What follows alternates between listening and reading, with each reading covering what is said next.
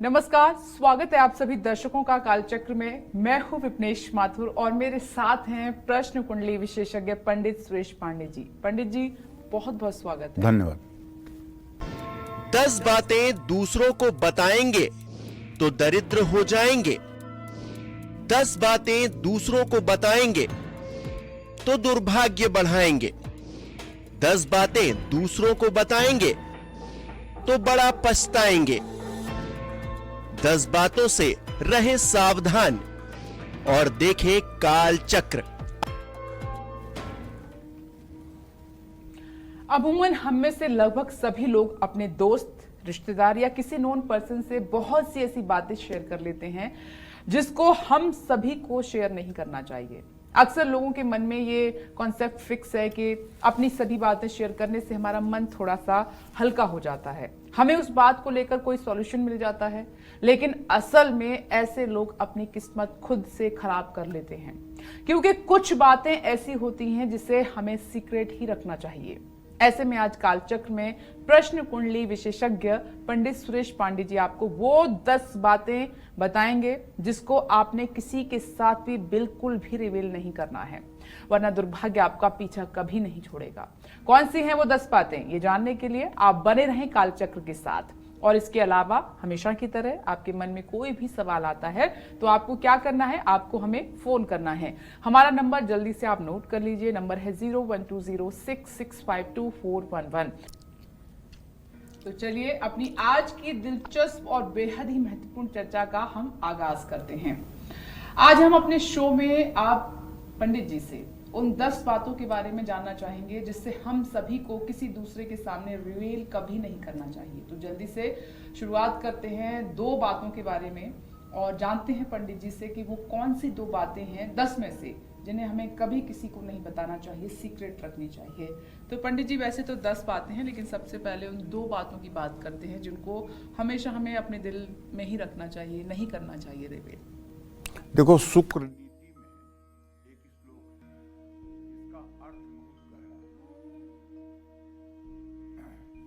आयुर्वृत्तम गृह छिद्रम मंत्र मैथुन औषधिम दान मान अपमानम गोप्यानी नवयत्नतः। कहने का आशय ये है मेरे कि 10 बातें ऐसी बताई गई हैं जो आपको हमेशा गुप्त रखनी चाहिए। इन बातों को दूसरों को बताने से आपको नुकसान हो सकता है, आपकी प्रतिष्ठा पर आंच आ सकती है और आपकी पर्सनालिटी, आपके व्यक्तित्व पर भी इसका प्रभाव पड़ सकता है।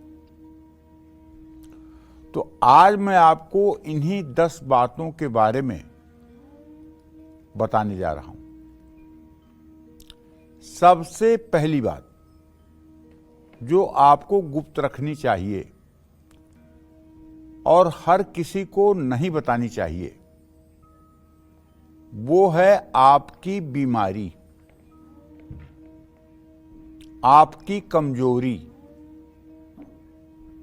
आपको कौन सा रोग है, आपको क्या कमजोरी है, ये दोनों बातें सबसे नहीं बतानी चाहिए। जिसको जरूरी हो उसी को बताएं। जैसे आप एक तो अपने चिकित्सक को बता सकते हैं जो आपका इलाज करे, एक तो अपने परिवार के उन सदस्यों को बताएं जो आपकी देखभाल करते हैं। सार्वजनिक रूप से इसका हर समय प्रचार करते रहना, हर समय अपने रोग का गुणगान करते रहना, ये अच्छी बात नहीं होती है। आपकी आयु कितने वर्ष की हो गई, आप कितने साल के हैं इस समय। लोग बात बात में कहते हैं अब मैं 40 का हो गया, अब मैं 50 का हो गया, अब मैं 60 का हो गया, अब मैं 70 का हो गया। क्यों? कौन पूछता है आपसे? क्यों बताते हो? नहीं बताना चाहिए। अपनी आयु नहीं बतानी चाहिए। जो अंदाजा लगा रहा है सामने वाला लगाए। हाँ, अगर कहीं कोई उसका जानना किसी के लिए जरूरी है तो आप बताइए। आपकी आर्थिक स्थिति क्या है, बिना पूछे किसी को मत बताइए कि इस समय तो मैं करोड़ों के कर्ज में चल रहा हूं, इस समय तो मैं ईएमआई नहीं दे पा रहा हूं, इस समय तो मेरे पास 1 करोड़ बैंक बैलेंस हो गया है। ये दोनों परिस्थितियां आपको नहीं बतानी चाहिए। इससे आपको कुछ मिलेगा नहीं, लेकिन आपका वेट हल्का हो जाएगा। अगर आप अपनी गरीबी बताएंगे तो आप उस सामने वाले के निगाह में नीचे गिर जाएंगे, और अगर आप अपनी अमीरी बताएंगे तो सामने वाले को हाय हो जाएगी। दोनों स्थितियों में नुकसान आपका ही होगा। आयुर्वित्तम गृह छिद्रम। गृह छिद्र क्या है भाई? गृह छिद्र उसको कहते हैं घर की बुराई, अपने घर की बुराई। अरे मेरा बाप तो बहुत गंदा है, ऐसा है ऐसा है, मेरी माँ तो ऐसी है, मेरी पत्नी तो ऐसी है, मेरे पति तो ऐसे हैं। मतलब अपने घर के ही सदस्यों के बारे में बुराई का सार्वजनिक करना, ये गृह छिद्र कहलाता है। हमें उसे ठीक करना चाहिए, लेकिन उसे सार्वजनिक रूप से कहना नहीं चाहिए। उससे क्या होता है कि वो जो परिस्थिति आपके घर में खराब है, वो तो संयोग है कि वो ठीक होगी, लेकिन आपका वेटेज गिर जाएगा। उसकी 10 लोग चर्चा कर, अरे इसका पति तो इसको नहीं मानता है, इसका पति तो दूसरे के आकर्षण में फंसा रहता है, इसकी सास इसे बहुत अपमानित करती है, बेचारी बहुत दुखी है। आप बेचारी बन जाओगे। तो अपने घर की बुराई, मेरा भाई बेईमान है, मेरा भाई मुझसे ऐसा कर रहा है, मेरे चाचा ऐसे कर रहे हैं, मेरे पड़ोसी ऐसे कर, क्या है? इन सब चीजों को बताकर कोई आपको हल मिलेगा? कोई आपको सफलता मिलेगी? कोई आपके का सहयोग करेगा? नहीं ना। केवल आपका वजन कम होगा, केवल आप हल्के हो जाएंगे, आपको लोगों को देखने का नजरिया बदल जाएगा। आयुर्वित्तम गृह छिद्रम मंत्र, जो भी मंत्र आप जपते हैं, अगर गुरु द्वारा प्रदत्त मंत्र है तो आपको गर्दन भी कोई काट ले तब भी आपको नहीं बताना चाहिए कि मैं ये मंत्र करता हूं। मंत्र सेवक केवल गुरुदेव से ही बताया जाता है कि मैं ये मंत्र का जप करता हूं। आजकल ऐसे लोग हैं, मैं तो श्री सूक्तम भी पढ़ता हूं, कनकधारा भी पढ़ता हूं, शिवतांडव भी पढ़ता हूं, और ये मंत्र भी करता हूं, वो मंत्र भी करता हूं, ये भी करता हूं, वो भी करता हूं। सब पूरी कहानी, जितनी पूजा कर रहे हैं सब कहानी कर देंगे। अरे भाई, ये पूजा इतना गोपनीय है। भगवान शिव ने माता पार्वती से कहा है, गोपनीयम प्रयत्नेन सोयो निर्यु पार्वती। जिस तरह से अपने गुप्तांग की रक्षा करती हो, उसी तरह से ये मंत्र गोपनीय है, इसको छिपा के रखो। तो मंत्र और साधना को हर समय छिपा के ही रखना चाहिए। पता लगा कि 2 माला आप जप करते हैं, पूरे दिन बखान कर रहे हैं कि मैं तो जप करता हूं, मैं तो पूजा करता हूं, मैं तो पाठ करता हूं। अरे अगर आपसे कोई पूछे भी कि आप क्या पूजा करते हैं, अरे मैं क्या पूजा करूं, मैं 1 नंबर का मतलब आलसी हूं, मुझसे तो कोई पूजा बनती ही नहीं, बस भगवान के सामने हाथ जोड़ लिया, इतना ही बहुत हो गया।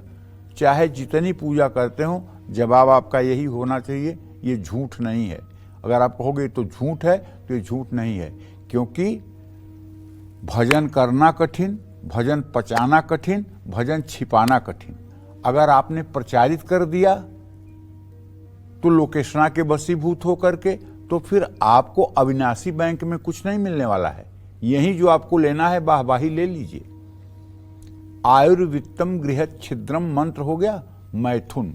मैथुन कहते हैं स्त्री पुरुष के संबंध को, शारीरिक संबंध जब स्त्री पुरुष बनाते हैं तो उसको मैथुन कहते हैं।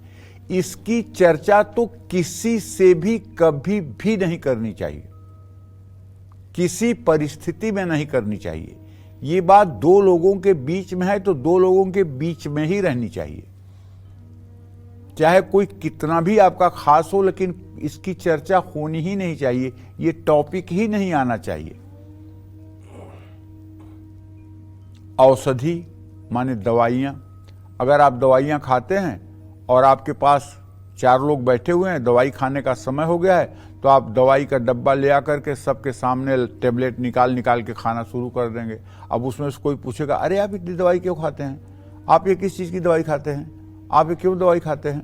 आप जवाब दो। इसलिए दवाई अकेले में खानी चाहिए। आप इतनी दवाई खाएंगे ना, जो आपसे जलने वाले होंगे वो कहेंगे कितने दिन के मेहमान हैं, इतनी इतनी दवाइयाँ तो खा रहे हैं, 1-1 बोझ, कितने दिन चलेंगे? जितने दिन चल रहे हैं उतने दिन चलेंगे, नहीं तो बड़ा सुकून मिलेगा उन लोगों को जो आपसे जलते हैं। कि बहुत जल्दी आपका काम तमाम होने वाला है। और जो आपके शुभ चिंतक हैं वो दुखी होंगे, कह रहे इतनी दवा खाते हैं। तो शुभ चिंतकों की संख्या कितनी है संसार में, ये तो आप समझ सकते हैं।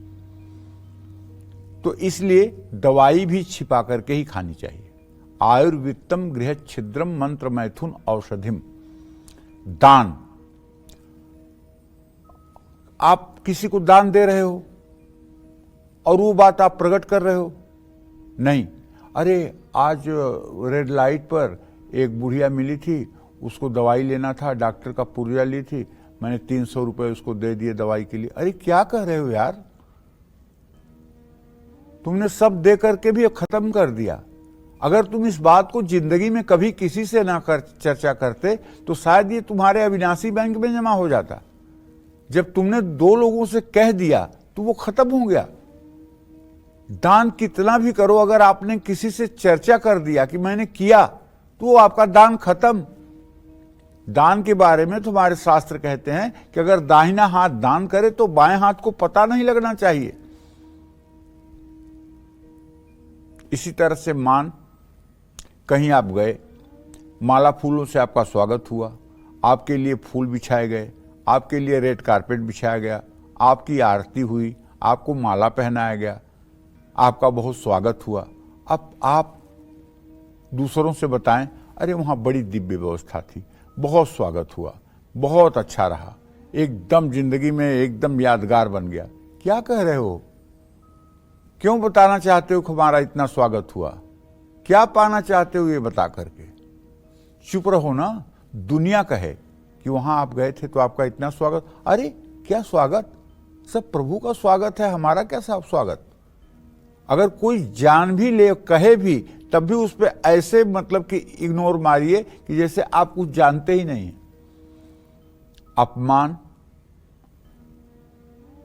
अपमान अगर आपका कहीं हुआ है तो हर समय ऐसे लोग ये कहते हैं, मैं अपने 10 साल पहले का दिन याद करता हूं जब मेरे साथ ऐसा ऐसा इन लोगों ने किया था, जब मेरा ऐसे अपमान हुआ था, जब मुझे ऐसे बेइज्जत किया गया था, जब मुझे ऐसा किया गया था।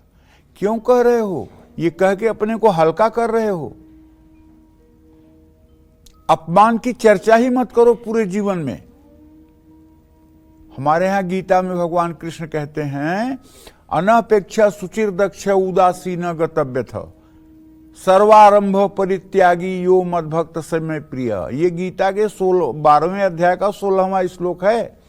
गतव्यथ का मतलब है जो व्यथाएं आपके जीवन में गत हो चुकी हैं उनको भूल जाओ। व्यथाओं के बारे में कभी चर्चा मत करो।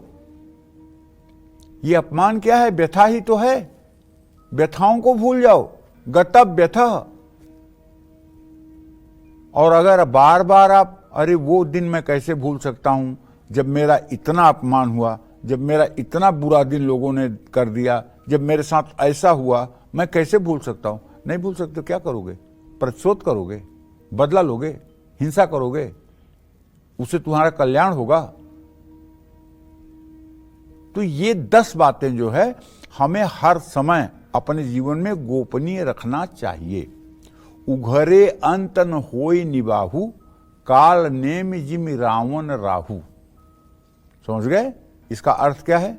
उघरे अंतन होई निबाहु मतलब पर्दा फांस होने के बाद निर्वाह नहीं होता। कैसे? काल नेम। कालनेमी जो था वो राक्षस था। वो संत के भेष में बिजेठुआ महावीर में बैठ करके रामायण का कथा कह रहा था। और हनुमान जी गए। जब हनुमान जी ने जान लिया कि मुनि न होई यह निश्चर घोरा, ये मुनि नहीं है तो निशाचर है, भेष बदल के बैठा है, तो हनुमान जी ने उसे 1 लात मार करके सूरधाम भेज दिया। खत्म हो गया ना। काल नेम जिम रावण। रावण के नाभि में अमृत है। विभीषण बार बार कह रहे हैं राम जी से कि इसके नाभि पे मारिए, वहीं अमृत है, इसके नाभि पे मारिए, इसके हृदय पे मारिए। और राम जी बाण इधर उधर मार रहे हैं। राम जी सीधा लक्ष्य करके पहले ही बाण से उसे खत्म नहीं कर रहे हैं, पहले उसकी चेतना को भंग कर रहे हैं। तो रावण भी मारा गया। उगरे अंतन होई निबाहु काल नेम जिम रावण राहु। राहु देवताओं की पंक्ति में आके बैठ गया। देवताओं को अमृत बंट रहा था तो राहु ने भी हाथ फैला के अमृत ले लिया, और अमृत ज्यों ही गले में गया त्यों सूर्य चंद्रमा ने कहा भगवान विष्णु से, कह रहे तो राक्षस है। उन्होंने तुरंत चक्र सुदर्शन से उसका गर्दन काटा, लेकिन तब तक अमृत नीचे जा चुका था, तो उसका सर जो था वो केतु हो गया, नीचे का धड़ जो है वो राहु हो गया। तो कहने का मतलब यह है कि हम लोगों को कभी भी अपने बारे में सब कुछ सार्वजनिक कर देना कोई बुद्धिमत्ता नहीं है। हाँ, अपने गुरु से आप सब कुछ कह सकते हैं, अपने मार्गदर्शक से आप सब कुछ कह सकते हैं, जो आपका शुभ चिंतक है, जो आपको बुराइयों से बचाकर अच्छाइयों की तरफ ले जाएगा। ऐसा व्यक्ति ही मित्र हो सकता है। निंदन तो जानते हैं, मित्र जो होता है वो हर समय बुराइयों से निकाल करके अच्छाइयों की तरफ नियोजित करता है। गुणानाम गुह्यम प्रगति करोति, आपदगतम च न जहाति ददाति काले, सन्मित्र लक्षणमिदम प्रवदन्ति संतः।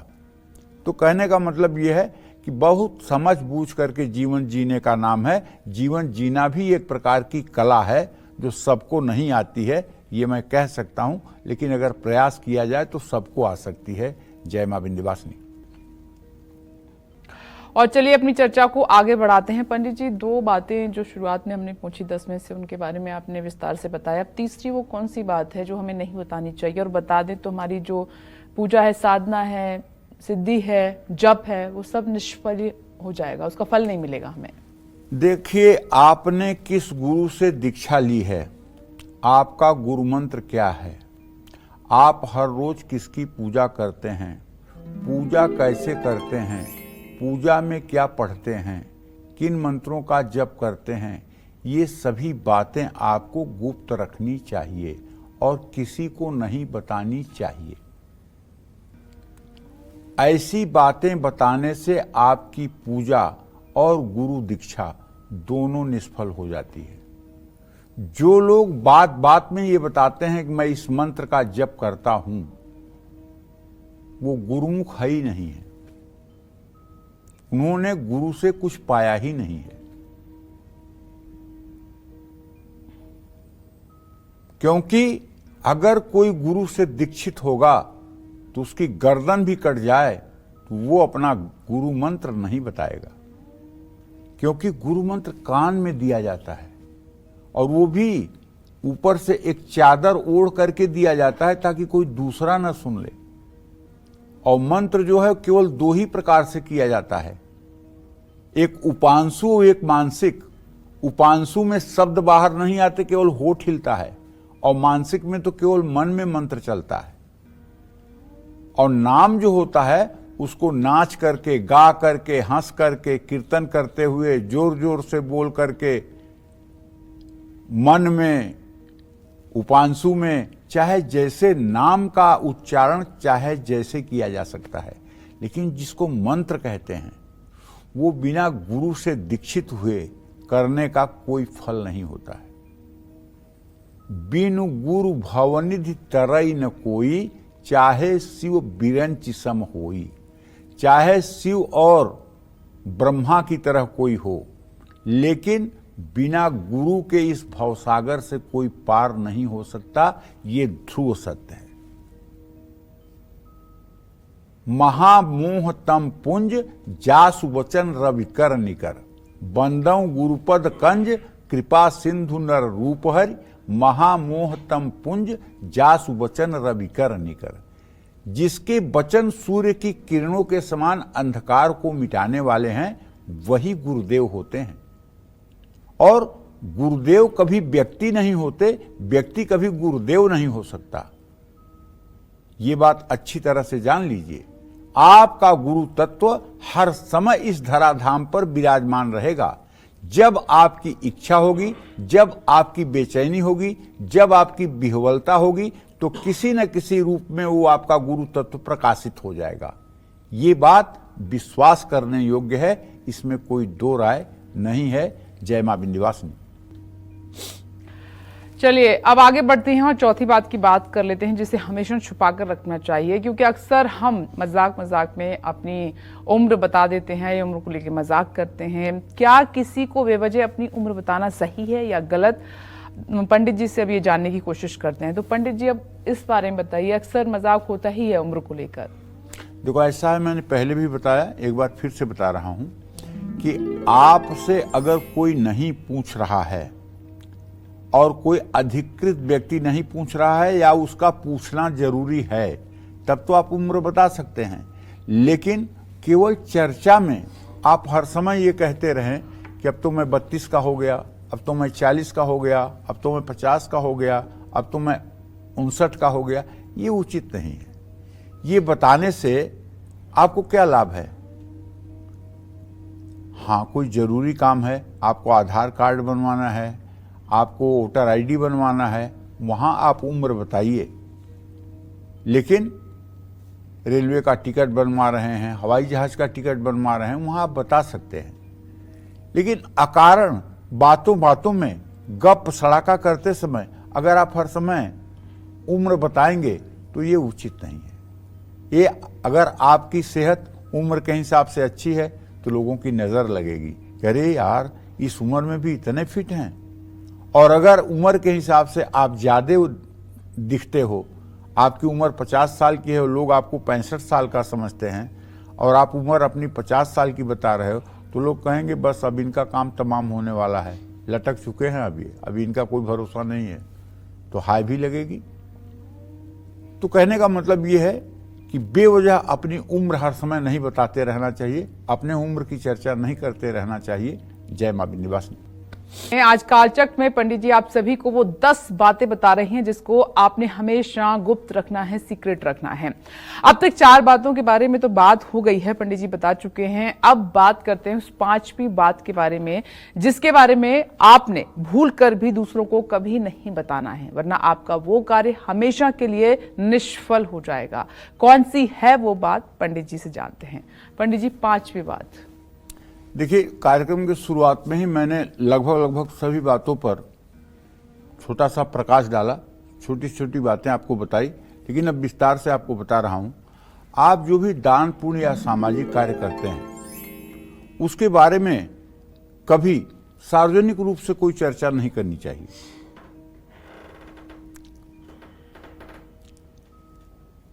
कुछ लोग कहते हैं कि मैंने गुप्त दान किया।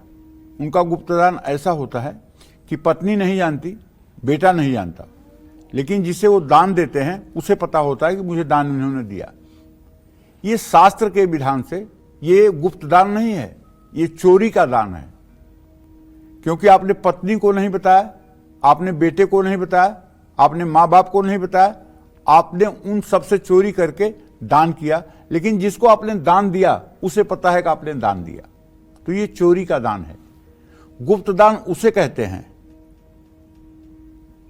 जिसे आप दान करें और उसे आजीवन पता न लगे कि मुझे दान किसने किया था या मुझे सहयोग किसने किया था। उसको आजीवन ये पता न चले कि उसका सहयोग किया किसने था। वो पता लगाते मर जाए जिंदगी भर, लेकिन उसको पता न लगे कि मेरी मदद करने वाला आखिरकार वो फरिश्ता कौन था। तब उसका भागवतिक फल मिलता है, तब वो आपके अविनाशी बैंक में जमा होता है, तब वो फलों की गठरी लेकर के आप यहां से प्रस्थान करते हैं। वो आपके लिए एक बहुत अच्छा वीजा और पासपोर्ट का काम करता है और वहां जाने के बाद आपको श्यामा श्याम मिलते हैं। वहां आपको भगवान के पार्षद आपको रिसीव करते हैं, वहां आपकी उत्तम व्यवस्था होती है। लेकिन अगर यहीं आपने बांट दिया है, यहीं आपने फैला दिया है और आप कोई सहयोग कर रहे हैं, उसके बदले में थैंक यू सुनने के लिए आपके कान तरस रहे हैं और थैंक यू आप सुन रहे हैं, तो अविनाशी बैंक में कुछ नहीं जाना है, मिल गया ना यहीं सब आपको। स्थिति यह है कि लोग अगर भंडारा करेंगे तो लिख देंगे कि आज शनि मंदिर पर 4 बजे से 1000 लोगों का भंडारा का कार्यक्रम है, सौजन्य से अमुक नाम, अपना नाम लिख देंगे। अरे उसको पढ़ लिया 4000 लोगों ने और तुम भंडारा कर रहे हो 1000 लोगों का, फल तो आपने पा लिया, 4000 लोग पढ़ लिए, फल तो आपको मिल गया। अगर वही भंडारे के लिए आप ये लिखें कि भंडारे का आयोजन है, आप सब सादर समर्पित हैं, और सौजन्य से लिखिए ही बात, और भंडारे में आप भी एक वर्कर की तरह काम करिए। अगर कोई देख ले और ये कहे कि आपने भंडारा किया था क्या, अरे नहीं भैया, मैं अपने खाने के मोहताज हूं, मैं क्या भंडारा करूंगा। नहीं, मैंने देखा था हनुमान मंदिर को आप भंडारे में काम कर रहे थे। हाँ, वो मैं सहयोग में लगा था कि ऐसे कुछ पुण्य मिल जाएगा, मैं भी सहयोग करूं, मैंने कोई भंडारा नहीं किया था। ये पाप नहीं है, झूठ नहीं है, ये दैन्यता है, ये विनम्रता है, ये भक्तों को शोभा देती है।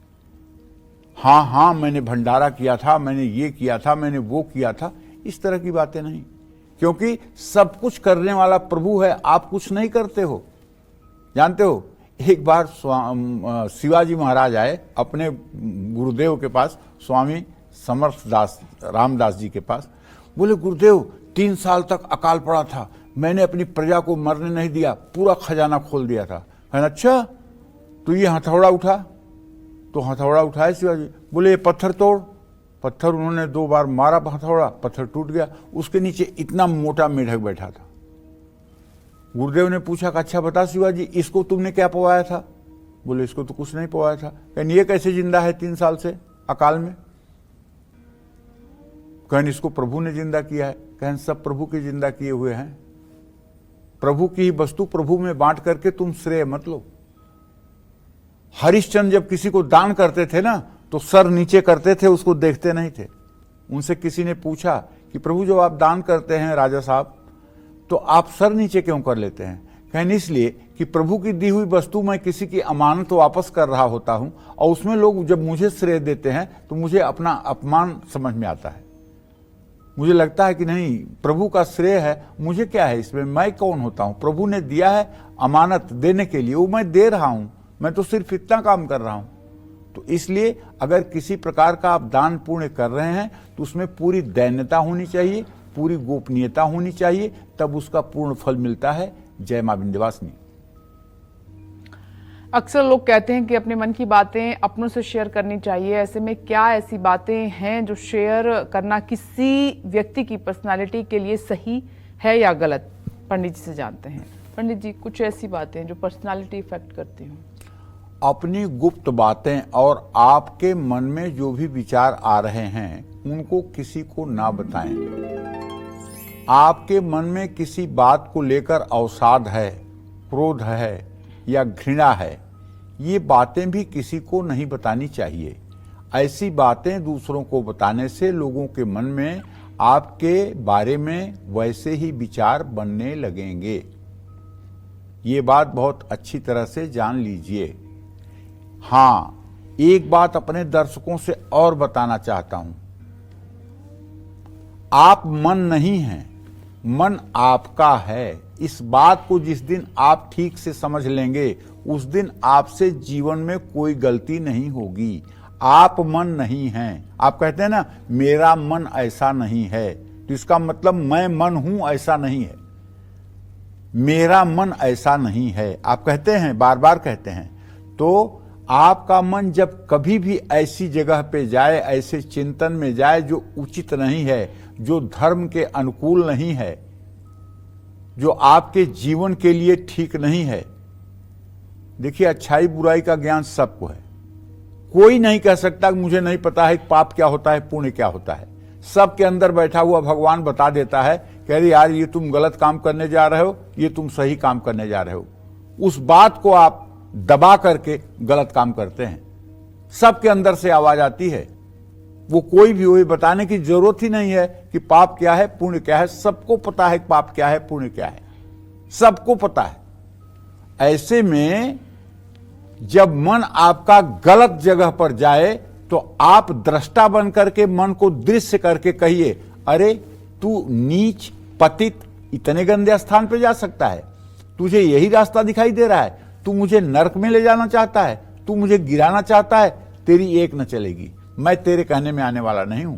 अगर इस तरह से आप अपना भाव बना लें और वर्ष 2 वर्ष 3 वर्ष तक मन को आप शासन में करने की कोशिश करें, तो एक दिन ऐसा आ जाएगा कि यही मन आपका भगवत स्वरूप हो जाएगा। भगवान कृष्ण कहते हैं इंद्रियाणाम मनश्चास्मि, इंद्रियों में मैं मन हूं। कब? हर समय नहीं। जब वो काम, क्रोध, मोह, लोभ, मद, मत्सर इन 6 विकारों से दूर हो जाएगा और आत्म तत्व के नजदीक हो जाएगा, तब भगवान कृष्ण कहते हैं इंद्रियाणाम मनश्चास्मि, इंद्रियों में मैं मन हूं। और तब उसी मन में प्रभु आपको प्रकट होते हुए दिखाई देंगे। जय मां विंध्यवासिनी। घर परिवार में किसी भी बात को लेकर होने वाला विवाद या कोई बड़ा सीक्रेट अगर आप किसी अपने से शेयर कर रहे हैं तो ऐसा करना आपकी किस्मत पर क्या प्रभाव डालेगा, आप पंडित जी से ये जानते हैं। पंडित जी, पता नहीं होता सामने वाले का मन कैसा है और अक्सर हम कुछ ऐसे सीक्रेट शेयर कर देते हैं, शायद वो नहीं करने चाहिए। हाँ, बहुत से लोगों में ये आदत है। रहीमदास का एक दोहा हम लोगों को पढ़ाया जाता था 4वीं 5वीं क्लास में। रहीमन निज मन की व्यथा, मन ही राखो गोए, सुन अठिलई हैं लोग सब, बांट न लई हैं कोय। समझ रहे उसका अर्थ विपनेश जी? रहीमन निज मन की व्यथा, मन ही राखो गोए, सुन अठिलई हैं लोग सब, बांट न लई हैं कोय। बिल्कुल बिल्कुल। मतलब अपनी परेशानी और अपने मन की व्यथा को अपने मन में ही छिपाओ। अगर 4 लोगों के सामने आप अपना दुखड़ा रो रहे हो तो इससे लोग केवल आपके पीठ पीछे मजाक बनाएंगे, कोई उस आपके दुख को कम करने वाला नहीं है। और सामने ऐसे प्रिटेंड करते हैं वो बहुत सगे हैं। हाँ, आपके बहुत सगे हैं, बहुत सही। तो ये घड़ियालू या आंसू सामने बहाएंगे लेकिन पीठ पीछे खुश होंगे, फंस गया है बेटा, अब मजा आएगा, बहुत उछल रहा था। बिल्कुल सही कहा, ठीक है ना।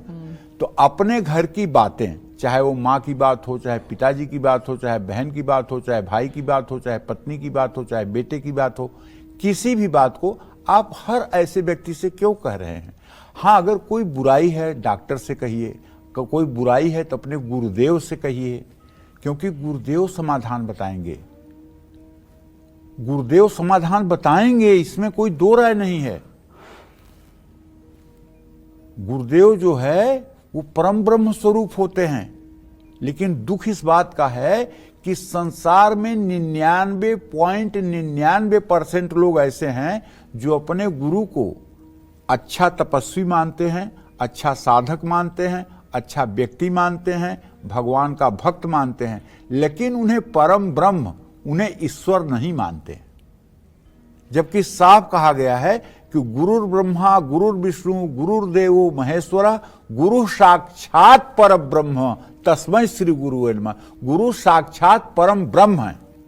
अगर ये भाव किसी के अंदर आ जाए कि मेरे गुरुदेव ही परम ब्रह्म हैं, और जब गुरुदेव का ध्यान करेगा तो वो जिसको भी इष्ट मानता है, गुरुदेव के हृदय में जैसे हनुमान जी के हृदय में सीताराम दिखते हैं, उसी तरह से गुरुदेव के हृदय में सीताराम, श्यामा श्याम, राधा कृष्ण, भगवान शिव, मां पार्वती आपको दिखाई देंगे।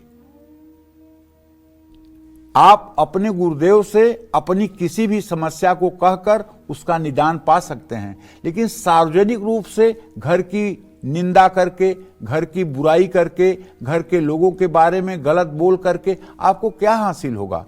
केवल आप हल्के हो जाएंगे। तो घर की बातों को घर में ही रखना चाहिए। हम जितना ज्यादा घर की बातों को दूसरों को बताएंगे, हमारे मन में और हमारे जीवन में कलेश बढ़ते जाएगा, इसमें कोई संशय नहीं है। जय मां विंध्यवासिनी। और किस तरह के व्यक्तियों को अपना घर बिल्कुल नहीं दिखाना चाहिए, अपने घर में नहीं बुलाना चाहिए और अपनी लाइफस्टाइल के बारे में नहीं बताना चाहिए, आइए जान लेते हैं पंडित जी से। तो इन व्यक्तियों का कैसे चयन होगा पंडित जी? अब आजकल जो है ये एकदम सीधा उल्टी बात है। कैसे? अगर कोई घर में आए और उससे सारे कमरे न दिखा दिए जाएं और बाथरूम की टाइल्स न दिखा दिया जाए और पूजा घर न दिखा दिया जाए तो मन महसूसता रहता है कि मैंने कुछ दिखाया नहीं। नहीं, कई बार खुद भी लोग इच्छुक होते हैं देखने के लिए। नहीं, इच्छुक हों तब भी, ना हो तब भी। अगर आपकी कोई पर्सनल जिंदगी में झांकना चाहे तो आप क्यों झकाओगे? हाँ, घर तो दिखा भी दो, लेकिन कम से कम पूजा रूम में तो मत ले जाओ। कोई भी हो, पूजा रूम में क्यों ले जा रहे हो? और पूजा, ये हिंदुस्तान जो है रायचंद लोगों का देश है। आप कोई बीमारी बता के देख लीजिए, आपको 2 लोग वहां दवाई बताने वाले मिल जाएंगे। आप कोई समस्या बता के देखिए, आपको 2 लोग समाधान बताने वाले मिल बिल्कुल, ये बात जाएंगे। सही यहाँ बहुत रायचंद लोग हैं जो हर समय बिना मांगे राय देते रहते हैं, समझ रही हो? और बिना सोचे समझे हाँ, किसी के बारे तो में जो राय अगर बना लेते मंदिर हैं में वो- जाएंगे तो ना तो उन्होंने धर्म से पीएचडी किया है, ना उन्होंने महापुराणों का अवगाहन किया है, बिल्कुल। ना उन्होंने गीता पढ़ी, ना उन्होंने रामायण पढ़ा और ना उन्होंने हमारे वेदों का अध्ययन किया। लेकिन वो जान, अरे तुमने शिवलिंग रखा है, अरे शेर का मुंह खुला है, और आपने तो अपने घर में ये क्या रख लिया है, शंख रख लिया है, ये तो गलत है। तो मतलब आपके पूजा स्थान को देख करके 4 कमेंट कर देंगे जैसे वो उस विषय के विशेषज्ञ हैं, और आप उनकी बातों को सुनकर तुरंत नकारात्मक हो जाएंगे। इसलिए पूजा स्थान में सिर्फ अपने गुरुदेव को जाने देना चाहिए बिल्कुल। और पूजा स्थान में किसी को नहीं जाने देना चाहिए। मैं अपने दर्शकों से यही कहना चाहता हूं। जय मां विंध्यवासिनी। जिनसे काफी, हाँ, ऐसे लोग सिर्फ ड्राइंग रूम तक ही आप उनको आने दें जो आपके बहुत शुभ चिंतक नहीं है। आपके घर के अंदर कैसा है, क्या है, आपके घर में कौन सी कहाँ सी चीज है, घर में कैसी दिनचर्या रहती है, इसके बारे में आपको किसी से बार बार चर्चा नहीं करनी चाहिए और न ही दिखाना चाहिए। जय मां विंध्यवासिनी। और अक्सर बहुत से लोग सामने वाले से उसकी इनकम और सेविंग्स के बारे में पूछ ही लेते हैं, और कई बार सामने वाला व्यक्ति बड़ी आसानी से बता भी देता है, लेकिन क्या ऐसा करना उसकी फाइनेंशियल कंडीशन के लिए ठीक है या नहीं, अब ये जानते हैं पंडित जी से। पंडित जी जल्दी से बताइए। बिल्कुल, ये वित्त अपना फाइनेंशियल कंडीशन कभी नहीं, किसी को नहीं बताना चाहिए। कुछ लोगों की आदत होती है कि बिना पूछे अपनी इनकम और अपना खर्चे का हिसाब देते रहते हैं। आपकी कभी भी अपनी आमदनी को किसी को भी नहीं बताना चाहिए। अगर कम है तो सामने वाला आपको हल्का समझेगा, अगर ज्यादा है तो आपसे उसको जलन होगी। हमें हमेशा इस बात की गोपनीयता रखनी चाहिए। इसीलिए कहते हैं बनिया अपनी भेली चुरा के खाता है। मतलब आपके पास चाहे जितना दौलत हो या आप जितने कर्ज में लदे हों, उसको सार्वजनिक नहीं करना चाहिए। जय मां विंध्यवासिनी। अगर कभी आपके मान सम्मान को ठेस पहुंची हो और बार बार उस बात का जिक्र किसी दूसरे के सामने करते हैं, तो ऐसा करना कितना सही है, कितना गलत, जान लेते हैं। पंडित जी बताएं। अपमान की चर्चा करना ही, अपमान के दिनों का स्मरण करना सबसे बड़ा गुनाह है। जी जी बिल्कुल। और आप कभी भी, आपका अगर कहीं अपमान हुआ है, वो बात अगर पुरानी हो चुकी है, उसका जिक्र अगर बार बार आप करते हैं, तो अपनी सोच में अपने विचारों को अगर उस बात को बार बार लाते हैं, तो आप समझ लीजिए कि ये आपके लिए अनिष्टकारक है। इससे आपके नकारात्मक ऊर्जा मंडल का विस्तार होगा, आपके अंदर प्रतिशोध और क्रोध की जो भावना जागृत होगी, उससे आपका विवेक नष्ट होगा। जय मां विंध्यवासिनी। और इस वक्त साधना शर्मा जी वाराणसी से हमारे साथ जुड़ गई हैं। स्वागत है आपका कालचक्र में। अपना प्रश्न पंडित जी से कीजिए। हेलो। हाँ बोलिए। हाँ पंडित जी प्रणाम। खुश रहिए। पंडित जी एक बार आपसे बात हुई थी, हम बनारस से से बोल रहे हैं, तो अपने बेटे के बारे में, शादी के बारे में पूछे थे। उसका जन्म तिथि है 13 जुलाई 1987 है। तो आपने कहा था उसको जो दुर्गा सप्तशती में मंत्र पढ़ने के लिए, तो पंडित जी पढ़ नहीं रहा है, तो कोई और उपाय बता देते हैं। और नौकरी तो कर रहा है प्राइवेट ही, लेकिन कोई व्यवसाय करे तो किस चीज का करे। और पंडित जी हमारे भी पैर में जनवरी से ही प्रॉब्लम है। थोड़ा बहुत तो ठीक हुआ है, अभी बीएचयू का दवा कर रहे हैं, ठीक है, लेकिन कब तक ठीक हो जाएगा? देखो साधना, तुम्हारे पुत्र भाव का स्वामी बुध है, जो इस समय नीच राशि में राहु के साथ है। अगर पुत्रेश नीच राशि में हो तो इसका मतलब कि पुत्र आलसी है, पुत्र के अंदर महत्वाकांक्षा की कमी है। अगर राम रक्षा स्त्रोत का भी ये पाठ कर ले, रोज 2 मिनट का पाठ है, राम रक्षा स्त्रोत का रोज पाठ कर ले, श्री राम चालीसा का पाठ कर ले, भगवान राम के सामने चित्र के सामने बैठ करके 2 मिनट पूजा पाठ कर ले, तो भी इसका दिन बदल सकता है, तो भी ये सफल हो सकता है। जहाँ तक आपके स्वास्थ्य की बात है, तो इसमें यही कहना चाहूँगा कि आप पीपल के नीचे शनिवार को सरसों के तेल का दिया जलाना शुरू कर दीजिए और पीपल की 7 परिक्रमा करना शुरू कर दीजिए। 7 शनिवार के बाद आपको सफलता मिलती हुई दिखाई देगी, आपकी सेहत बिल्कुल ठीक हो जाएगी। जय मां विंध्यवासिनी। चलिए अब बात करते हैं आपके पूजा घर में रखी घंटी और आपकी किस्मत की। पूजा घर की घंटी कैसे हमारे वर्तमान और भविष्य दोनों पर अपना असर डालती है, जल्दी से पंडित जी से जानते हैं। पंडित जी बताइए। देखो, जिस घर के पूजा घर में घंटी रहती है वो घर हमेशा बुरी आत्मा और बुरी शक्तियों से बचा रहता है। अपने पूजा घर में सुबह और शाम घंटी जरूर बजानी चाहिए। पूजा घर में घंटी बजाने से नेगेटिव एनर्जी खत्म होती है। पूजा घर में घंटी बजाने से रेडिएशन वाले कण कम हो जाते हैं। आपके आसपास सकारात्मक आभा मंडल का निर्माण होता है। पूजा घर में बजने वाली घंटी की आवाज मधुर होनी चाहिए। घंटी बजाने से नीचे की ओर सकारात्मक ऊर्जा जाती है, जबकि शंख बजाने से आकाश की तरफ सकारात्मक ऊर्जा जाती है। इसलिए घंटी और शंख जिन घरों में रोज बजती है उन घरों में कभी किसी प्रकार का तनाव नहीं होता है। यह एक अलग बात है कि कुछ लोग सनातन धर्म को प्रभावित करने के लिए, कुछ लोग सनातन धर्म को बड़े चालाकी से प्रभावित करने के लिए लोगों से ये कह देते हैं कि आप अपने घर में पूजा स्थान न बनाएं, आप अपने घर में घंटी न बजाएं, आप अपने घर में शंख न बजाएं, आप अपने घर में पूजा स्थान रखेंगे तो आपका ये नुकसान हो जाएगा, आप अपने घर में घंटी बजाएंगे तो ये नुकसान हो जाएगा, आप अपने घर में शंख बजाएंगे तो ये नुकसान हो जाएगा, आप अपने घर में दिया न जलाएं। ये लोग सुनियोजित तरीके से सनातन धर्म को नुकसान पहुंचाने का कार्य कर रहे हैं। आपको सावधान रहना है। अगर इस तरह की कोई व्यक्ति बात कर रहा है तो आपका भला नहीं कर सकता है। अरे ये देश फतेह बहादुर और जोरावर का है, जहां वो दीवारों में चुन दिए गए लेकिन अपने धर्म को नहीं छोड़े। बोले दीवारें चुन दो मेरे ऊपर लेकिन धर्म नहीं बदलूंगा।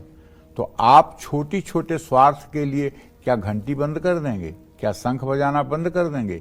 क्या पूजा स्थान हटा देंगे? क्या देवताओं की मूर्तियां सिरा देंगे? मत ऐसा करिएगा, नहीं तो विपत्ति में आपका कोई साथी नहीं होगा। जय मां विंध्यवासिनी। पंडित जी आपका बहुत बहुत धन्यवाद। धन्यवाद। तो उम्मीद करते हैं जो पंडित जी ने आज 10 बातें आपको बताई हैं जो किसी को नहीं बतानी है वो ताउम्र आप ध्यान में रखेंगे। और इसी के साथ ये भी उम्मीद करते हैं कि आज का विषय हमारा आपको पसंद आया होगा। कल फिर एक नए विषय और आपकी परेशानियों को दूर करने के लिए ढेरों उपाय लेकर आएंगे हम पंडित सुरेश पांडे जी के साथ। तब तक के लिए कालचक्र की टीम को दीजिए इजाजत। नमस्कार।